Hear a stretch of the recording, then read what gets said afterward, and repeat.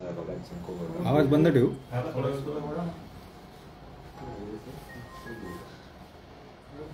बस का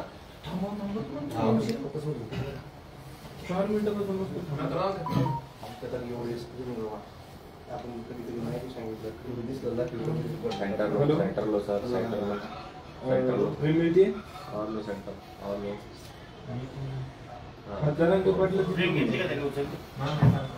अच्छा ओके चलो स्टार्ट करते हैं.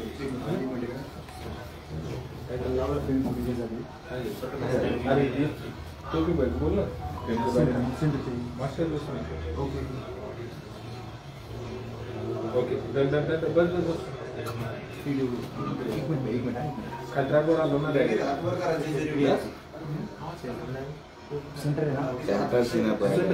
माझं पॅन लागत चला चलो स्टार्ट. पाटील साहेब, काल तुमची अचानक तब्येत खराब झाली होती, आता कशी तब्येत? तब्येत एकदम चांगली आहे. काल अचानक अंगात आग व्हायला लागली होती, हाताला सुद्धा आग, पायाला सुद्धा आग अचानक व्हायला लागली, त्यामुळं खूपच अस्वस्थपणा आला होता. त्यामुळे आता तब्येत चांगली आहे.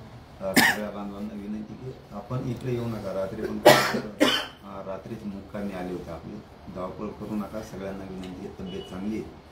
आपण सुट्टी झाल्यावर भेटणारच आहे सगळे, ओके ना. कारण आज रविवार आहे, मंगळवारी सुट्टी घेणार आहे मी. 12 वाजता अंतरवाडीत जाणार आहे मंगळवारी. त्यामुळे इकडे येण्याची गडबड करू नका, कामधंदे बुडून कोणी, हे सगळ्यांना माझी मनापासून विनंती. कालची धावपळ मी बघितली सोशल मीडियावरती, आपल्या चॅनलच्या माध्यमातून. जे तब्येत अचानक बिघडलेलं आलं तर लोकांच्या जरूर फोन सुरू झाले होते. काळजी करू नका, आता एकदम व्यवस्थित तब्येत. काल झालेल्या बैठकीत ओबीसी नेत्यांसमोर सकारात्मक चर्चा झाली. तसेच मराठा समाजाला आरक्षण देताना ओबीसी समाजावर अन्याय होणार नाही, काही विषय सर्वपक्षीय बैठकीत मांडले जाणार, सर्वांना न्याय मिळावा ही सरकारची भूमिका आहे, असं एकनाथ शिंदे म्हणाले. आता सरकारची काय भूमिका आहे, मुख्यमंत्री शिंदे साहेबांची काय भूमिका, यापेक्षा कायदा काय सांगतो हे अत्यंत आता महत्वाचं. कारण तुम्ही किती खोटे बोलला, किती मनधरणी करण्याचा प्रयत्न केला, तरी शेवटी कायद्याची बाजू वरचढ राहणार. मग कायदा काय सांगतो हे सरकारला बघणं आता गरजेचं आहे, खरं बोलणं खूप गरजेचं आहे. सडेतोड भूमिका सरकारनं देवेंद्र फडणवीस साहेबांनी, शिंदे साहेबांनी, शंभूराज देसाई साहेबांनी, सामंत साहेबांनी घेतल्याशिवाय आता पर्याय नाही. कायदा काय म्हणतोय, मराठवाड्यातला मराठा समाज हा कुणबी, हैदराबाद गॅजेट सांगतंय त्या सरकारी नोंदी आहेत, त्याचं रेकॉर्ड तपासलं जात नाही. ते आधी तपासायला तातडीने तात्काळ सुरुवात करा, ही मुख्यमंत्र्यांना आणि गृहमंत्र्यांना मी जाहीरपणानं सांगतो तुम्हाला याच प्रेसच्या माध्यमातून. आज मी जे मुद्दे तुम्हाला सांगतोय हे अत्यंत सरकारसाठी महत्वाचे आहेत, माझ्या समाजासाठी महत्वाचे आहेत, माझ्या आंदोलनासाठी महत्वाचे आहेत. बाकीच्यांसाठी महत्वाचे आहेत का नाहीत, त्यांच्यासाठी हे मुद्दे काय, त्यांच्याशी आम्हाला नाही गेले. परंतु आजचं जे मी सांगतोय ही विनंती करून या प्रेसच्या माध्यमातून मुख्यमंत्री आणि गृहमंत्र्यांनी विशेष करून सांगतो की गावागावासह, तालुक्यासह या नोंदी आहेत हैदराबाद संस्थांच्या, आणि ह्या सरकारी नोंदी आहेत. या देशात आणि या राज्यात कोणाच्याही सरकारी नोंदी नाहीये, तरी त्यांना आरक्षण आहे. मराठ्यांना आरक्षण सरकारी नोंदी आहेत ते देणं या 13 तारखेच्या आत बंधनकारक, ही शब्द मी सरकारसाठी वापरतोय, तुम्हाला बंधनकारक. तुम्ही जे खोटं आहे, जे बोगस आहे ते दिलं आणि जे सत्य आहे ते दिलं नाही.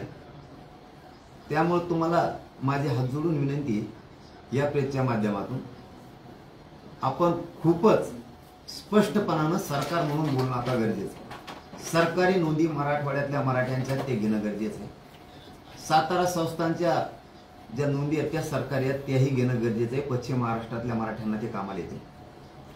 ब्रिटिशकालीन बॉम्बे गॅजेट हेही घेणं सरकारला गरजेचं आहे. म्हणजे तिकडचा सगळा प्रदेश ह्या आरक्षणाच्या खाली येतो. ह्या सरकारी नोंदी आहेत, ह्या नाही ना करू शकत तुम्ही. कोणी आडवा आला तरी, कोणी आंदोलन केलं म्हणून सरकारी नोंदी जर तुम्ही थांबवणार असाल तर सरकारच अस्तित्वात आहे का नाही याचा विचार महाराष्ट्रासह देशातल्या जनतेला विचार करावा लागणार. औंध संस्थान म्हणून होतं, तिथेही अंदाजे साल माझ्याकडून थोडंफार मागं पुढं होईल, पण 1800 ते काळात जवळपास तिथं सगळा सरदार जे इथं पूर्ण ते घराणे आणि त्यांचे आसपासचे सगळे संबंधी हे कुणबी होते. पण 1902 किंवा 1900च्या आसपास हे सगळे मराठा नंतर करण्यात आले, त्याचे पुरावे उपलब्ध झाले. ते पुरावे तुम्ही घेत नाही. तुम्हाला याच्याही पलीकडचं सांगतो, एकट्या बीड जिल्ह्यामध्ये 20,000 नोंदी सापडल्यात. त्या 8 दिवसापासून ते 15 दिवसापासून कलेक्टराकडे सांगितलेलं आहे, तरीही विनाकारण त्याच्यावरती मार्गदर्शन मागितलं जातं. उर्दू भाषेत बहुतेक जराअत नावानं त्या नोंदी आहेत, म्हणजे शेतकरी. अनेक 1-2 त्याच्यात शब्द येतात की जे संबंधित शेतीशी निगडीत आहे, तीही तुम्ही घेत नाही. तुम्हाला घेणं आहे, तुम्ही टाळू नाही शकत. ते बी या 13 जुलैच्या आत घेणं गरजेचं आहे. पुढं समाज आणि आम्ही ऐकणार नाहीये याची मात्र सरकारनं तातडीनं दखल घेणं गरजेचं आहे. ही मुद्दा झाला एक. याच्याबरोबर मी दुसरा महत्वाचा सांगतो, नंतर तुम्हाला एक प्रश्न विचारायला मी देतो, कारण हे महत्वाचे खूप मुद्दे आहेत. आता हे अत्यंत समाजासाठी गरजेचे. ज्यावेळेस मी गोदापट्ट्यात काम करत होतो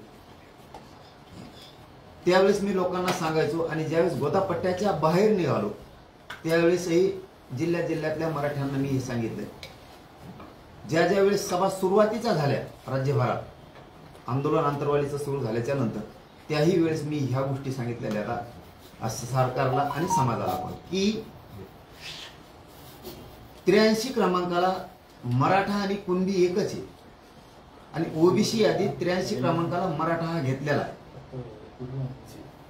हे 67चा विषय मी वेळोवेळी पत्रकार परिषदेमध्ये सुद्धा सांगितलेला आहे, सरकारला सुद्धा सांगितलं. 1967ला ज्यावेळेस आरक्षण दिलं त्यावेळेस मराठा तिथं होता, आणि त्या 83 क्रमांकाला मराठा आणि कुणबी एकच हे सांगितलेलं आहे. त्याचाच आधार घेऊन 2004ला मराठा आणि कुणबी एकाचा कायदा पारित केला.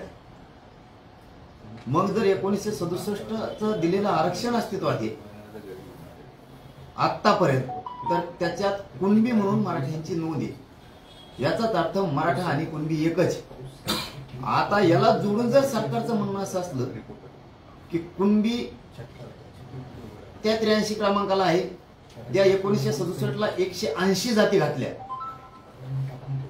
मी पुन्हा जुनी आठवण समाजालाही करून देतोय आणि सरकारला सुद्धा करून देतोय.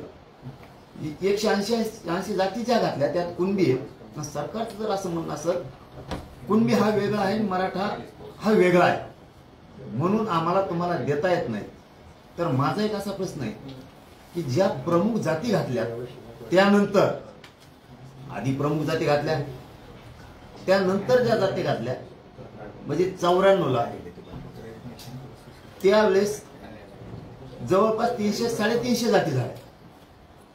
हे मी प्रत्येक विचारायचो की ह्या जाती झाल्या कुठे, त्या घेतल्या कशा. तर त्यांचं उत्तर असं होतं, गिरीश माझे साहेबांचं मला उत्तर होतं सुरुवातीला ज्यावेळेस ते अंतरवालीला आले त्यावेळेस. त्यांना मी प्रश्न विचारला होता, मराठा आणि कुणबी एकच आहे, 83 क्रमांकाला जर मराठा जाते तर मराठ्यांना का घेतलं नाही. तर त्यांचं उत्तर असं होतं की मराठा वेगळा आहे आणि कुणबी वेगळा आहे,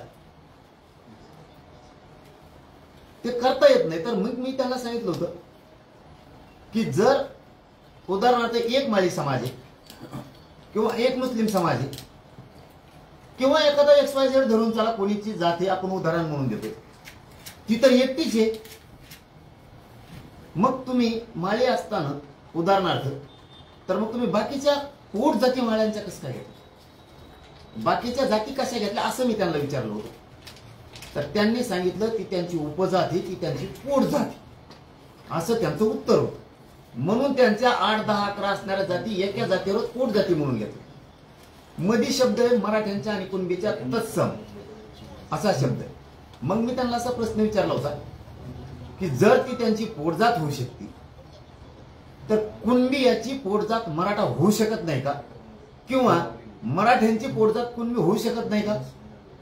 व्यवसाय तर दोघांचे सारखेच आहे.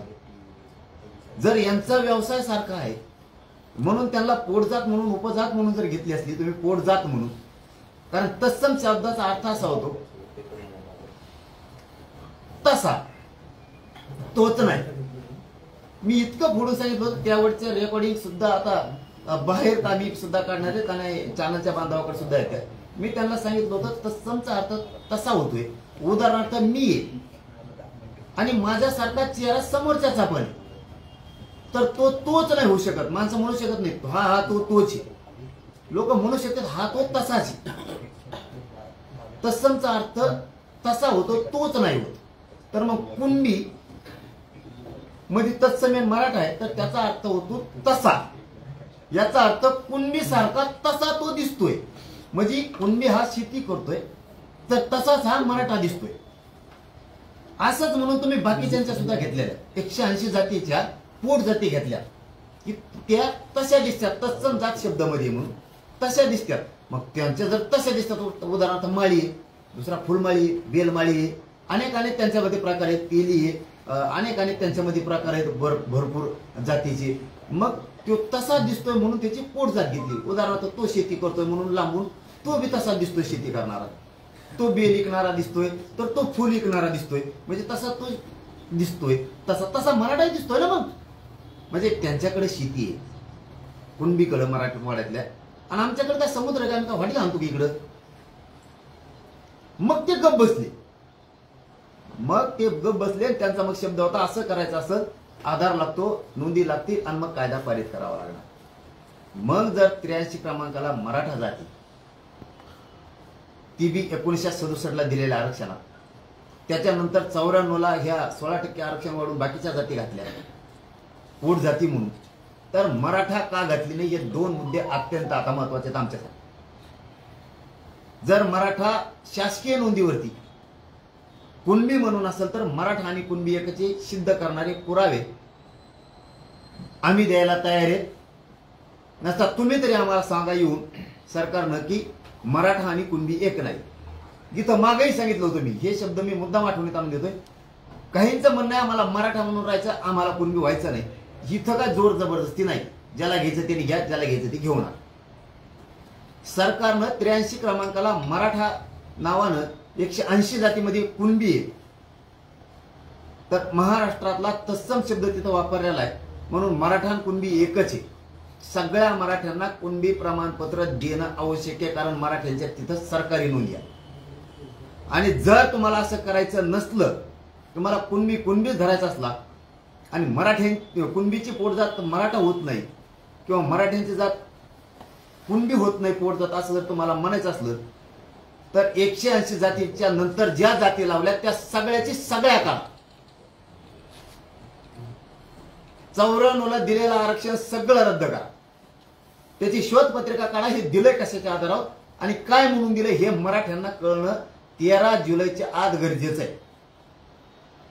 हे दिलंय कसं? 180 जाती जर 83 क्रमांकाला आहेत ओबीसीच्या यादीच्या, 1967 ला आरक्षण दिलं त्यावेळेस तिथं कुणबी आहे, बाकीच्या जाती आहेत, त्याच्यात मेन जाती आहेत आणि मेन जातीच्या उपजाती पोट जाती ह्या त्यानंतर घेतल्या. 350-400 काय घ्यायच्या तेवढ्या पोट जाती म्हणून घेतल्या असत्या तर मराठा सुद्धा घ्या. जर घ्यायच्या नसल्या तर त्या कशा घेतल्या याचं उत्तर आम्हाला द्या. काय त्यांचा व्यवसाय म्हणून घेतलाय? बागवान घेतलाय उदाहरणार्थ, तर बागवानाचा व्यवसाय शेती आहे म्हणून घेतलाय, तर बाकीच्या मुस्लिमांच्या शेती दाखवता मी तुम्हाला. मराठा जर माळ्यांना तुम्ही व्यवसायाच्या आधारावर आरक्षण दिलं असलं, त्यांचा अमुक व्यवसाय म्हणून घेतलं, तर आम्ही तुम्हाला व्यवसाय दाखवतो आमची. ते जर बागायती शेती करतायत माळी म्हणून त्यांना दिले, आम्ही शेतकरी मराठ्यात दाखवतो. आम्हाला उत्तर द्या आता, उत्तर. ते तसले गोड बोलू नका आता. त्यांचे लाड खूप पुरवलेत तुम्ही आता. आमचा त्यांना विरोध नाही, तो एकटा सोडला तर बाकीच्याला विरोध नाही. तुम्ही आता उत्तर द्या. काय देणं उत्तर पाहिजे ना तुम्हाला? संविधानानं पाहिजे ना तुम्हाला? तर आता आम्हाला याची उत्तर द्या. तुम्ही त्यांना घेतलं कसं? याच्याबरोबर आमचा तिसरा मुद्दा आहे, हे 2 सांगितले. सरकारी नोंदी ह्या मुसलमानाच्या सुद्धा निघाल्या. जर त्यांच्या मुसलमानाच्या कुणबी म्हणून नोंदी निघाल्यात, लिंगायत समाजाच्या निघाल्यात, मारवाडी समाजाच्या निघाल्यात, ब्राह्मण समाजाच्या निघाल्यात, आणखीन लोहार समाजाच्या निघाल्या. जर यांच्या नोंदी सरकारी निघाल्यात, हे शेतकरी आहेत, कुणबी आहेत म्हणून, तर मुस्लिमांना सुद्धा ओबीसीतूनच आरक्षण दिलं पाहिजे, त्यांच्यावर सुद्धा अन्याय नाही झाला पाहिजे. जे कायद्याने बोलायचं ना तुम्हाला आता कायद्याने बोला. त्याच्यात 500 पटेलांचं नाव सांगतो, त्यांची कुणबी म्हणून नोंद निघाली. एकच नाव सांगतो. जर मुस्लिमांची कुणबी सरकारी नोंद म्हणून निघाली असली तर सगळ्या मुस्लिमांना या राज्यातल्या तुम्ही कुणबी म्हणून ओबीसीत आरक्षण दिलं पाहिजे. तुम्ही कसे देत नाही तेच बघतो मी. तुम्हाला कायदे चालायचंय ना. जर बाकीच्यांच्या नोंदी निघायला लागल्या आणि यांना दिलं ना 67च्या नंतर यांची एकाची नोंद नाही उकडच, तुम्ही यांना कशाच्या आधारावर 16% आरक्षण दिलं? आमच्या पाठीत खंजीर खुपसून आमचं वाटोळं करून तुम्ही दिलं कसं? परत हेच म्हणतात आमच्या आरक्षणाला धक्का लावता. ही भूमिका आम्हाला पसंत नाही. इतके दिवस आम्ही भाऊ म्हणून मागलो, तुम्ही प्रत्येक वेळेस आमच्या ताटात औषधच घालायचं काम केलं, प्रत्येक वेळेस. तरी आम्ही सोडूनच देत राहिलो. तुम्ही कशाचा आधार नसताना आरक्षण घेतलं? आम्हाला आधार आहे ना सरकारी नोंदीचा, कायद्याचा आधार आहे. मुस्लिमांना आहे, मारवाड्याला आहे, ब्राह्मणांना आहे. ज्याला घ्यायचे मी नाव घेतो याचे ते घेते, नाही तर नका घ्यायला. पण त्यांच्या कुणबी म्हणून निघाल्या त्यांना देणं आवश्यक. तुम्ही कसे देत नाहीत? लोअर समाजाचे निघाले, काही कुंभार समाजाचे निघाले. का देत नाहीत तुम्ही? त्यांच्यावर का अन्याय करताय? ओबीसीत त्यांना का आरक्षण देत नाहीत तुम्ही? काय कारण आहे तुमचं न देण्याचं? यांना सुद्धा आता मिळालं पाहिजे, त्यांच्यावर अन्याय होता कामा. आता हे सगळं लफडं सगळं सुरू. आता बेकायदेशीर बोगस आरक्षण दिलं कोणालाच नोंदी नसताना, ते तुम्ही कायदेशीर मानायला लागला. नाही तर पुरंच रद्द करून टाका, घटनेने दिलेलं सोडून. ओरिजिनल महामानव डॉक्टर बाबासाहेब आंबेडकरांनी दिलेले, त्याच्यानंतर दिलेलं जे आरक्षण आहे कायद्यानं, आम्हाला एकट्याला बाजूला सारून 16% कशाचा आधार न घेता दिलेलं, पोटजाती उपजाती म्हणून दिलं. आणि मराठ्यांचं कुणबीचं असून सुद्धा आत्ता आम्ही विदर्भातले खानदेशचे कुणबी एक आहेत. आत्ता तुम्हाला विधानसभेत दिसतो ना, माहित करायचं, कारण कुणबी मराठी एकच आहे. तुम्हाला पुढचा बी काच का सांगतो. मग आम्हाला का कुणबी मराठी एक म्हणून देऊ, पोटजात म्हणून देऊ शकत नाही तुम्ही?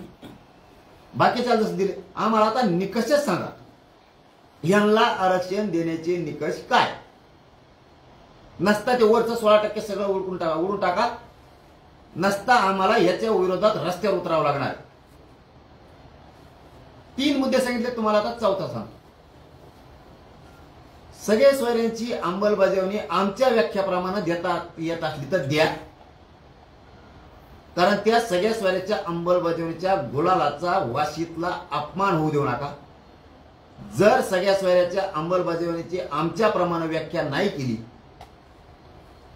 तर वाशीतल्या गुलालाचा अपमान करू नका. विधानसभेला तुमच्यावर गुलाल रुसल, लक्षात ठेवाय. तुम्ही सांगितलं होतं आमची व्याख्या घेतो आणि अबकड सुद्धा करतो. ही व्याख्या बनवताना बच्चू भाऊ कडू सुद्धा होते, चिवटे होते, ते यादव होते, आणखीन बरेचसे लोक त्यांचे सुद्धा होते. सचिव त्या बनवताना तिथं सचिव सुद्धा होते आम्ही सांगताना. आता याच्या पुढचं सांगतो, काही लोक म्हणतात आमचे 2-3 जण आहेत, बहुतेक तिकडून झाले असतील, बहुतेक असं वाटतंय. मी शंका घेत नाही, पण वाटतंय जरांगेंची मागणीत काहीतरी घोळ दिसतोय. घोळाच टायमाला तू नव्हता का तिथं? तर याचं उत्तर आहे होता. वाशीत गेलो त्यावेळेस सरकारनं आपल्याशी बोलणी सुरू केली. त्यावेळेस व्यासपीठावर त्यांनी सांगितलं की राज्यपालांकडे जायला किंवा सरकारची कॅबिनेट घ्यायला काही सचिव यायला वेळ लागणार आहे, आम्हाला 2 घंट्याचा वेळ द्या, तुम्ही मुंबईकडे कूच करू नका. आणि त्यांनी कागद आणला होता, तो राजपत्र पण आणलं होतं, पण त्याच्यावर सह्या नव्हत्या. मी त्याच्यावरच्या सह्या वाचल्या, कोणाकोणाच्या नाही आहेत ते घ्या. त्यांनी सांगितलं आम्ही राजपत्र काढतो पुन्हा. अगोदर ते मसुदा घेऊन आले होते फक्त.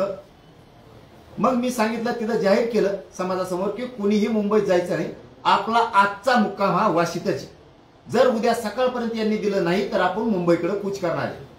तिथूनच मी आवाहन केलं होतं, राज्यातले जेवढे अभ्यासक आहेत त्यांनी तातडीने मुंबईत यावं, जेवढे वकील आहेत त्यांनी ताबडतोब यावं. मला तुमच्याशी चर्चा करून पुढची डिसिजन घ्यायची. सगळ्या सोयऱ्याची अंमलबजावणी कशी असली पाहिजे, ते कायद्यात टिकन का, त्याची व्याख्या कशी असली पाहिजे, हे मी विचारलं होतं. ज्यांना शक्य आहे ते अभ्यासक आले होते. मी बैठक घेतली त्यांची वाशीला. मी जाणून बुजून मुद्दाम समाजाला सांगाल, मी एकट्यानं कुठला निर्णय घेतलेला नाही. त्यावेळेस तुम्हाला मान्य होती. आणि इकडे उगं कुठेतरी एखादे मोबाईल हातात धरायचा, काहीतरी बोलत बसायचं आणि संभ्रम निर्माण करायचा. तिथं मुंबईचे हायकोर्टातले वकील होते, वेळेवर नावही सगळ्याला माहिती आहे. समन्वयक सुद्धा लय मोठे, 4-4 बैठका घेतल्या तिथं. आणि नंतर बाहेर येऊन निर्णय घेतला की असं असं ठरलंय. समाजाला विचारलं करायचं का, आणि तितक्या रात्री समाज म्हणला हो. म्हणलं टिकवायची जबाबदारी त्यांची आहे, आपली व्याख्या ते घेणारे ताबडतोब करू. कारण मी लगेच म्हणत होतो आत्ताच घे, हेही सांगतो, हे सगळ्याला माहिती. हे दीपक केसरकर साहेबांना माहिती आहे, सुमंत भांगेंना माहिती आहे, याच्यानंतर मंगलप्रभात लोढांना माहिती आहे, तिथं असणाऱ्या काही मुंबईतल्या वकिलांना माहिती आहे, काही अभ्यासकांना सुद्धा माहिती तिथं असणाऱ्या. आणि माझ्या आजूबाजूला आता नसणाऱ्या नाही बऱ्याच जणांना की ह्या गोष्टी माहिती आहेत. कारण शेवटी नाड्याला लागल्यावर कोणत्याही जातीचा असो, कोणत्याही समाज असतो, तो इमानदारीनं खरंच बोला. भलं माझं कोणाचं पटत असेल नसल ती वैयक्तिक मुद्दा राहिला, पण ज्या वेळेस खरं बोलायची वेळ येईल मला 100% विश्वास आहे. माझ्या सोबतचे असणारे जरी बाजूला असले तरी ते खरंच बोलणार, याचे मला 100% आत्मविश्वास. कारण हे सगळ्यांना बोलून ठरलेलं आहे. आणि इतक्या रात्री मला आत्ताच करते, तर म्हणजे इतक्या रात्री आता शक्य नाहीये. साहेबांकडे जाऊन पुन्हा राजपत्र ही करणं. विश्वास ठेवा, आम्ही तुमचीही व्याख्या घेतो.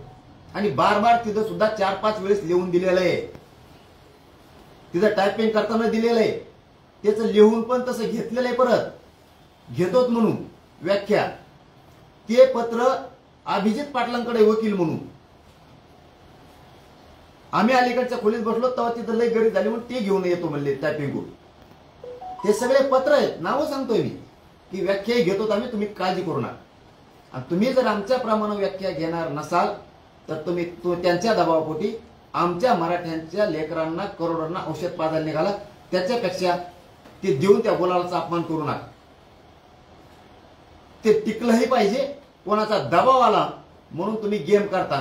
कारण तुम्हाला 5वा मुद्दा सांगतोय, आमच्या पक्का ध्यानात आलाय आता. आणि तशी कुणकुण सुद्धा आहे की तुम्ही सगळ्या स्वैराची अंमलबजावणी करणार आहेत. तुम्ही समोरच्याला सांगितलंय सुद्धा आम्ही अंमलबजावणी करणार आहेत. निवडणूक होस्तर राहू द्या, ती उडेल तो उडेल. सरकार मनोज जरांगे म्हणते त्याला, ते तुम्ही घोळ केला आणि तुम्ही जरी उडीली 13% आरक्षणासारखी, किंवा मनोज जरांगे लढणार आहे.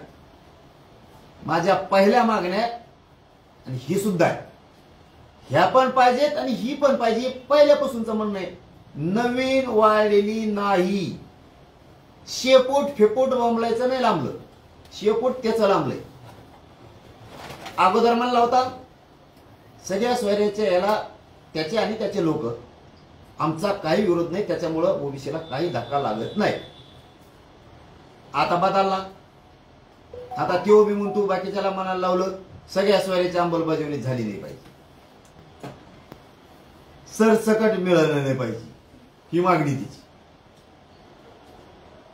जे मराठ्याला आहे ते त्याला पाहिजे, उपसमिती पाहिजे, आमच्यासारखे निधी पाहिजे, सारख्या योजना पाहिजे. शेपूट त्याचं लांबत चाललंय, आमचं नाही. आम्हाला दोष देऊ नका, पहिल्या दिवसापासून मागणी आहे. तुम्हीच म्हणले होते सरसकटला लय प्रॉब्लेम होईल, दुसरा शब्द घ्या म्हणून. तुमच्या जे बांधवांनी, तुमच्या मंत्र्यांनी आलेल्या सगळ्यांनी मिळून तो शब्द घेतलेला आहे. आणि हे शब्द सगळ्यांना माहिती आहेत की सगळ्या सोयऱ्यांची अंमलबजावणी कशी करायची आणि सगळे सोयरे म्हणजे काय हे तुम्ही मान्य केलेले. त्याचा 4था मुद्दा असा होता, 4 एकूण शब्द होते, त्यातला शेवटचा शब्द होता शेवटी मागेल त्या मराठ्यांना द्यायचं. तर त्यावेळेस धनंजय मुंडे म्हणले होते मागेल त्या मराठ्याला सगळ्या सोयऱ्यांना द्यायचं. परत जिथं लग्नाच्या सोयरी जुळत्या त्या सगळ्या सोयऱ्यांना द्यायचं.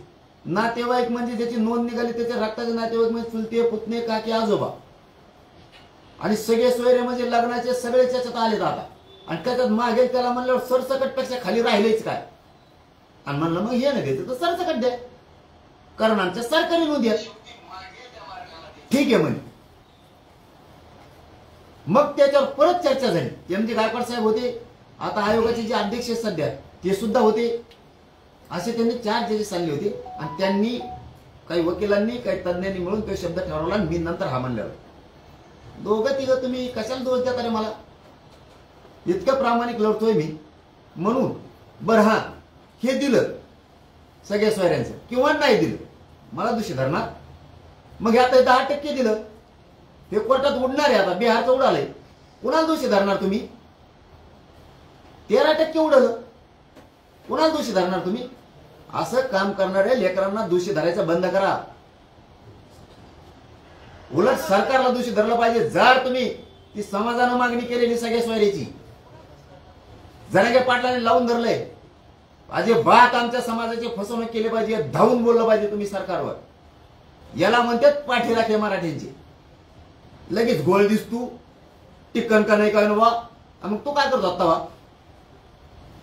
तवा कटला खराटे मारी झोपला घरी घोरत. परत बोलल्यावर राग येते, कारण मी तळमळी लढतो, बिगडी नाहीये म्हणून मला राग येतो. बरं असं का म्हणत नाही तुम्ही? आणि फसिलं तर फसिलं. 40 वर्ष 70 वर्ष या लोकांनी आपलं वाटोळं केलं. फसिलं तर फसिल्याच्या छातावर बसून घेऊ, पुन्हा लढू. मी लढतोयच ना. इतक्या वर्ष काय नाही झालं, मग आता जरी यांनी फसिलं त्यावढी काय झालं? का म्हणत नाही तुम्ही? असे फसवा तुम्ही समाजाला, कसं फसवतात ती मग दाखवतो तुम्हाला काचका आम्ही. असं का म्हणत नाही सरकारला तुम्ही? तिकडे माझ्याकडे सुई दाखवायची, मी कसा बांधना म्हणून बघायचं, मला बाजू सारायचं. आपल्या लोकांनी पण त्यांचं ठीक आहे, त्यांना करू द्या, काय करायचं तुम्ही समर्थ आहे त्यांना. तुम्हाला व्याख्या द्यायचं सांगितलं मी त्या टायमाला. ज्याला ज्याला हरकती मागितल्यात त्यांनी व्याख्या द्या. ते आपल्या व्याख्या कसे घेत नाहीत बघू, ते काम करा. ते असं दोष नाही देत बघा त्यांच्या कार्यकर्त्याला, त्यांच्या नेत्याला, म्हणून ते टिकले. आपले लगेच साधच बघत येत कोणची पुढं काय.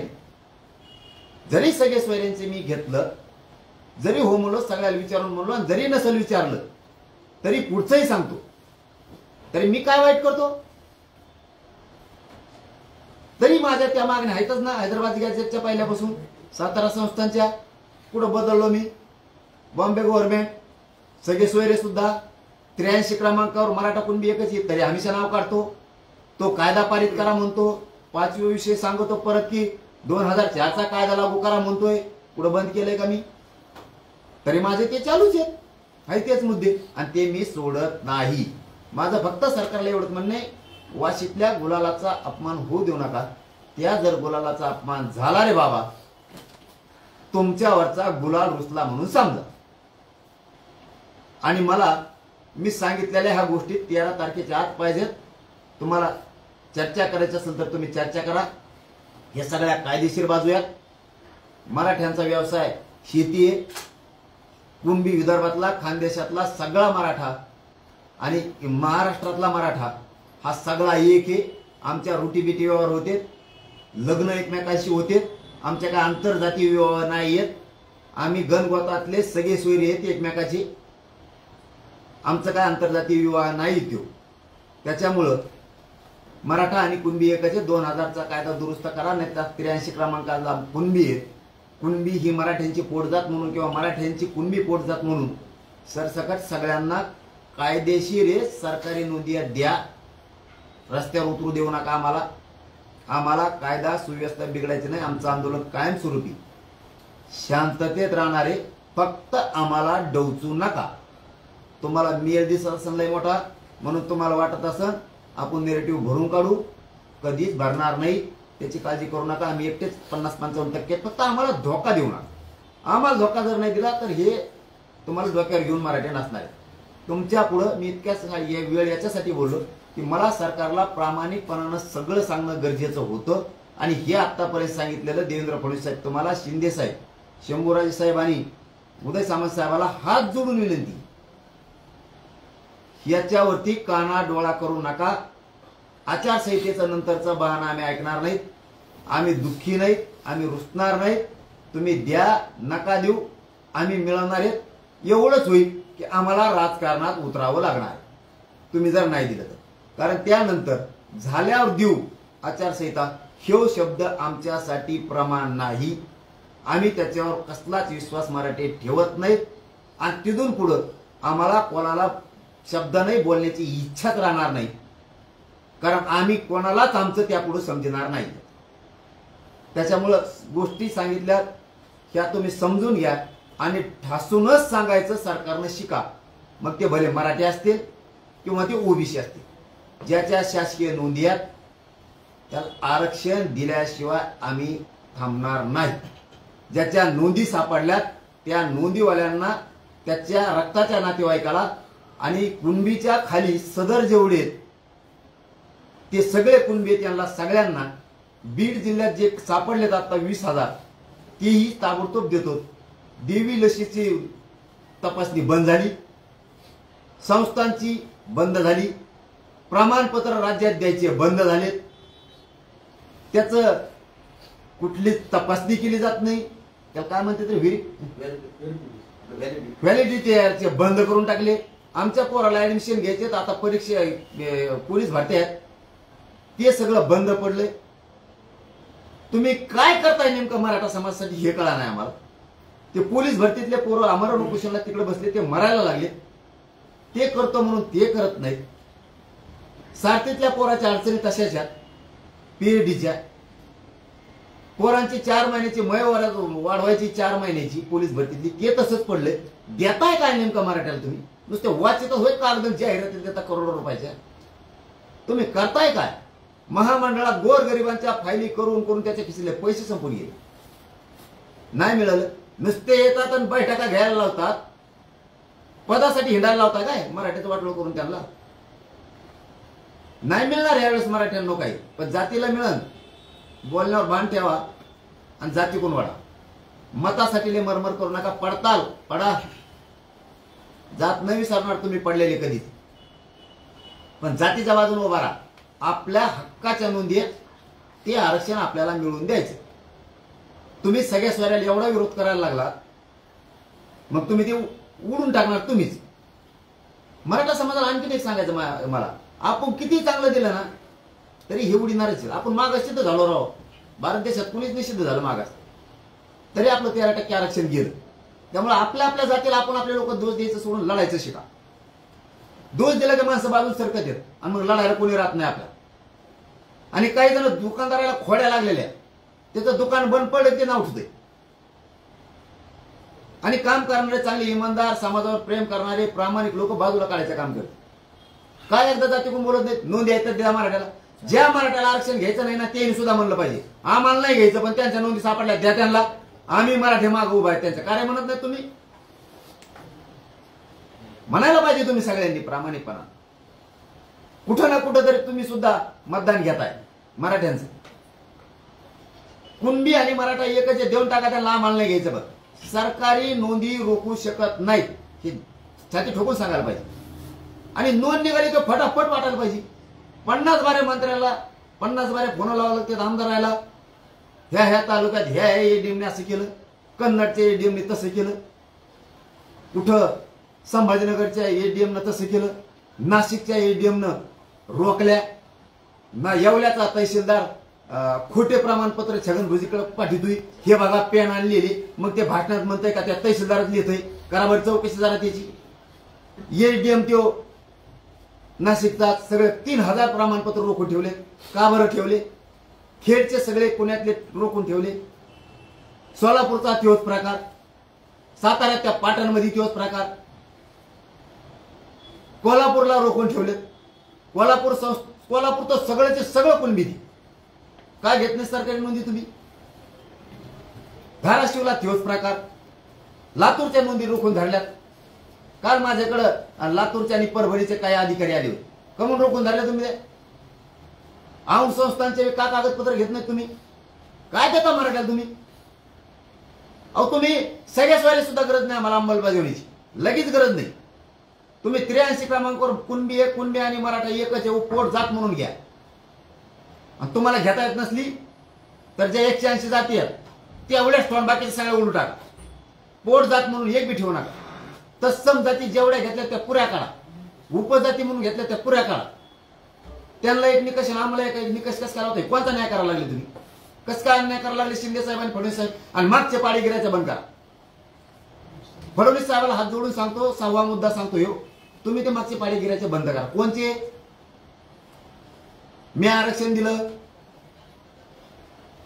तुम्ही आरक्षण दिलं साहेब, मान्य केलं मराठ्यांनी, 13% तुम्ही दिलं, मराठ्यांनी 106 आमदार निवडून दिले, उपकार ठेवला नाही. तुम्ही म्हणता मी 10% दिलं, ते टिकणारच नाही म्हणून आम्ही स्वीकारलं. पुढचं तुम्ही सांगताय आम्ही इतकं मराठ्याला दिलं, साथी दी, आमकदी, महामंडळ दी, ज्याने 80 वर्षापासून काही दिलं नाही मराठा समाजाला, 80 सालापासून दिलं नाही, त्याच्याकडे मतदान केलं. ते का त्याला ते तुपाचे डबे देतो आम्हाला? ते सगळ्याला माहिती आहे वाटोळं केलंय म्हणून. मग त्याने चूक केली म्हणून तुम्हाला करायची का असं म्हणणं आहे तुमचं? त्यांची चूक तुम्ही दुरुस्त करा असं म्हणणं आहे मराठ्यांचं. शेवटी तुम्ही लय अन्याय करायला लागला आई बहिणीवरती, माझ्यावरती गेम टाकायला लागला, पण लोक फोडून पत्रकार परिषदा तुम्ही घ्यायला लागला. आताही ओबीसी समाज तुम्ही उठवला म्हणून समाज तुमच्यावर नाराज होतो, म्हणून मतदान 80 सालापासून देण्यात म्हणून चाललंय तिकडे. याला दोषी तुम्ही आहे, याला दोषी तुम्ही आहे, समाज नाही माझा. माझा समाज बरोबर कार्यक्रम करतोय लेकराच्या न्यायाच्या बाजून. आणि तुम्ही म्हणतात तिकडे गेलं, तुमचे नाही का निवडून आले मराठ्याच्या मतावर? नुसतं आमच्यावर आरोप करायला शिकवलंय तुम्हाला. 80 सालापासून ज्याने आम्हाला काहीच दिलं नाही त्याचा तर उद्या कोणताच मराठा करीत नाही. पण मग त्यांच्याकडे मत गेलंय मराठ्यांचं असं तुमचं म्हणणं आहे. तुमच्याकडे नाही गेलं का? तुमचे 42 होते तेव्हा, आता बी काही व्हायना तुमचे खासदार निवडून आलेतच ना, 9-10 व्हायना, मराठ्यांनी मतदान आहे त्याच्यात. कसा आरोप लावू शकता राव तुम्ही? पाठीमागचे पाडेगिरीत बसण्यापेक्षा पाठीमागचे खंजीर कुणी खुपशिलेले ते मराठ्याला पक्क माहिती. 16% आरक्षण देऊन मराठ्याचं वाटोळं कोणी केलं हे मराठ्याला माहिती. पण तुम्ही त्याच पावलावर पाऊल ठेवून चालला. नुसतं देतात 6 महिन्यात उडलंय. लोकांना असं छाती ठोकून म्हणताच आहे नाही ना, किती पाठीत खंजीर खुपशीला आपलं आरक्षण दिलं, आपलं मराठीचं वाटोळं केलं. पण तुम्ही दिलंय ते वर्षभर टिकलंय किंवा पिढ्यानं पार टिकलंय असं छाती ठोकून मराठ्याला सांगताच येणार ना. त्यामुळे दोघं सारखे झाले, तुम्ही एका पारड्यातलीच. आम्हाला असं छाती ठोकून सांगायला माणूसच नाही राहिला की येणे आयुष्याचं दिलंय मराठ्याला. म्हणून तुम्हाला मी सांगतोय, तुम्हाला मी भाषाच कळा ना की शिंदे साहेब, फडणवीस साहेब, तुम्ही आमचं सरकारी नोंदीत हैदराबादचं गॅजेट 13 तारखेच्या आत लावा, सातारा संस्थांचं बॉम्बे गव्हर्नमेंटचं लावा. 1967च्या कायद्यानुसार ओबीसींना आरक्षण दिलेलं आहे. ओबीसीच्या जाती घातल्यात, त्याच्यात 83 क्रमांकाला मराठा आहे, कुणबी आहे, पोट जात म्हणून मराठ्यांना आरक्षण द्या, बाकीच्यांना तुम्ही दिलंय पोट जात म्हणून. असलं आरक्षण द्या आणि तुम्ही छाती ठोकून सांगा ना सरकारी नोंदी आहेत त्या आम्हाला द्यावा लागणार. जातीवाद होऊ नये तर नाही, हे माहित नाही मला, पण मी सरकार आहे, मी मराठीवर अन्याय करणार नाही, ओबीसीवर करणार नाही. ज्या सरकारी नोंदी आहेत त्या नोंदी देणार.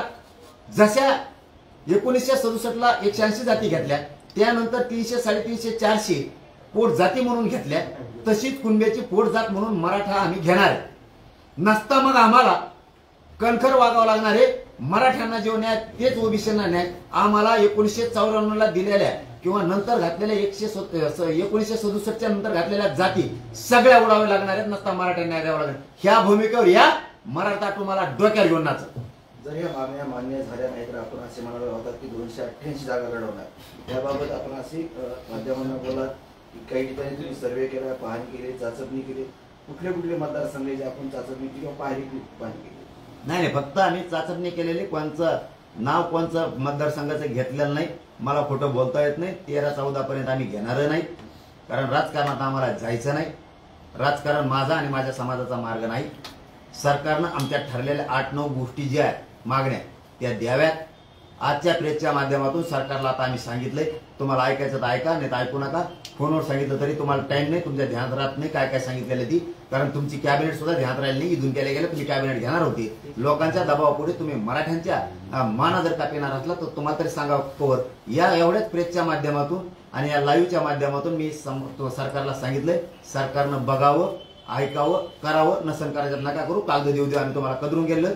आम्हाला आमचं सरकारी नोंदी असलेलं कायद्यानं दिलेलं सगळं आरक्षण पाहिजे, त्याच्याशिवाय आम्ही हटत नाही. आणि सर्वे आम्हाला राजकारणात जायचं नाही, तो आमचा मार्ग नाही, आम्हाला द्या तुमचं राजकारण, तुम्हाला लकला एकाही मतदारसंघाचं नाव आम्ही डिक्लेअर केलेलं नाही, आम्ही करणार सुद्धा नाहीत. गनिमे कावे आम्हाला सुद्धा यायला लागलेत. आम्ही फक्त एवढंच आहे की पहिल्या टप्प्यात 24 याची बघितलेत, नंतर 43 आणि आता आमचे 2 टप्पे आणखी पूर्ण होत आलेत, म्हणजे एकूण 4 होत आलेत. असे आम्ही 6 आणखी 4 टप्पे आमचे राहिले. तोपर्यंत आम्ही शब्द बाहेर काढणार नाहीत कोणते मतदारसंघ. पण एकदा जर उडी टाकली तर आम्ही मागं हटत नाहीत.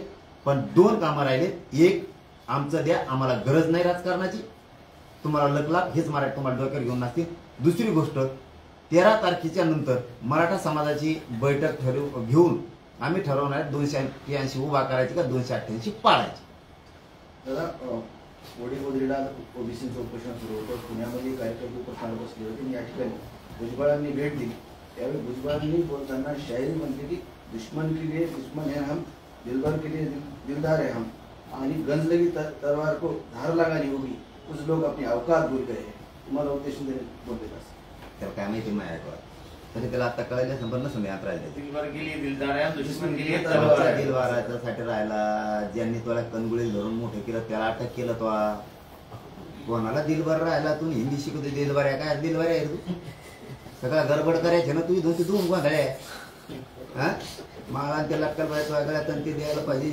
बुका लावून तुला असं जा सोडून ते असं खांद्यावर तो आहे सगळा गरबड्याचे सगळ्या दुनियाचे जे तुला मोठं केलं त्यांना घातलं. त्यांना देशात हिंदू हृदय सम्राट पदवी दिलेली. मला राजकारणात नाही की देणं घेणं, पण मोठं करणारा उपकार ठेवला नाही तो.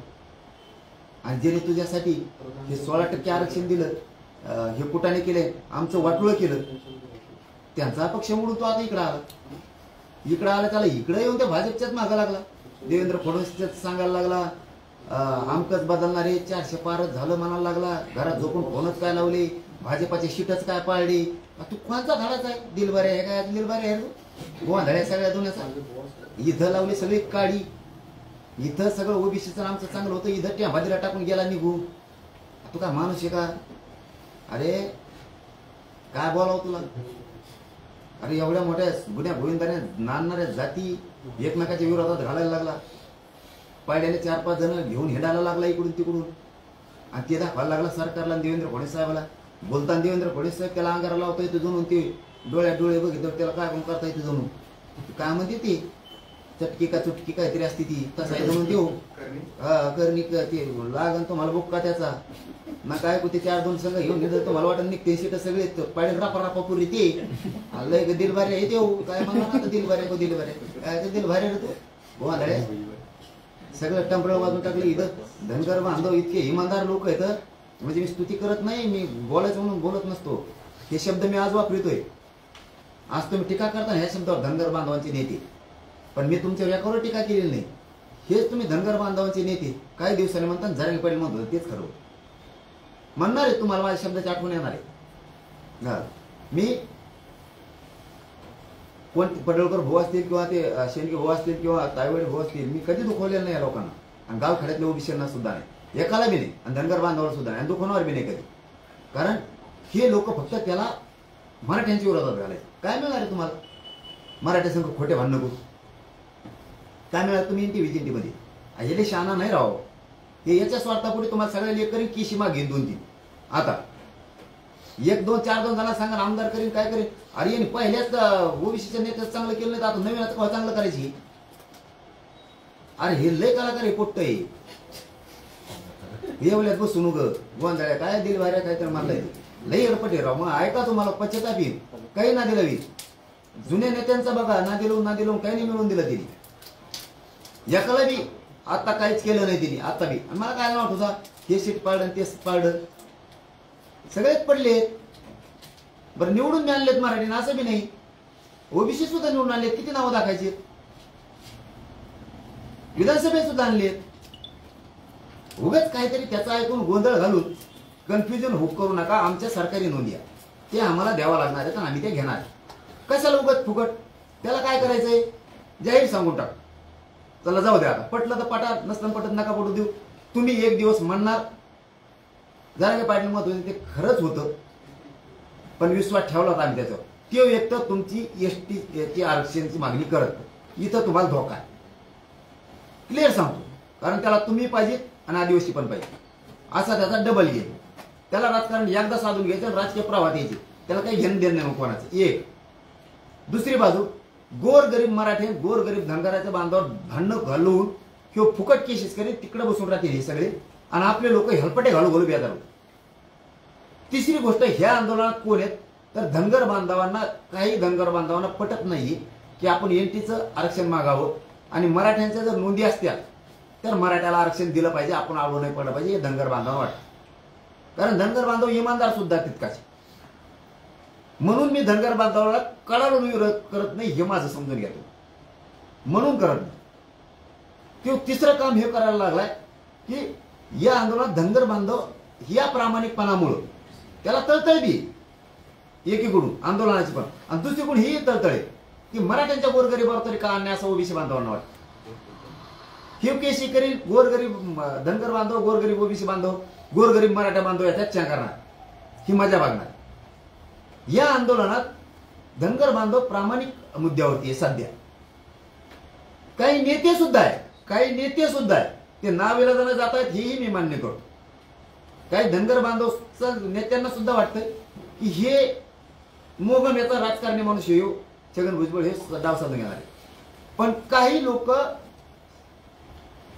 दुसऱ्याच जातीचे याच्यात इन्व्हॉल्व्ह व्हायला लागलेत, त्यांना काही गोष्टी लागल्यात, त्यामुळे त्यांना तिकडून येऊन इकडे वाद करायचा आणि निघून जायचे आणि धनगर बांधवात मराठ्यात लावून द्यायचे, आणि हे डाव त्याच आहे येवल्यावर. म्हणून माझं सांगणं काम आहे, शेवटी तुम्ही माझ्यावर कसली टीका केली तरी मी उत्तर दिलं नाही आतापर्यंत, देणार सुद्धा नाही. कारण मी काय तुम्हाला आणखीन विरोधक मानत नाही. कारण धनगर बांधवांनी आमचं काहीच केलेलं नाही, आम्ही त्यांचं काहीच केलेलं नाही. राहिला बाकींच्या ज्या रुसल्यात त्यांचा विषय, तर त्यांनी काहीतरी त्रास दिलेला असेल आम्हाला बी, आणि तुम्हाला सुद्धा दिलेला आहे, पण तुम्ही आज झाकून ठेवायला लागले सगळ्या जाती धर्माचे. त्याच्यामुळं आम्ही त्यांचे विरोधक नव्हतो आणि असण्याचं कारण बी नाही. त्यांनी खूप त्रास दिला म्हणून काही गोष्टी घडल्यात, आणि हार जीत ही पराजय ही महाराष्ट्रात प्रत्येक उमेदवाराला बंधनकारक. पण आता जाऊ द्या.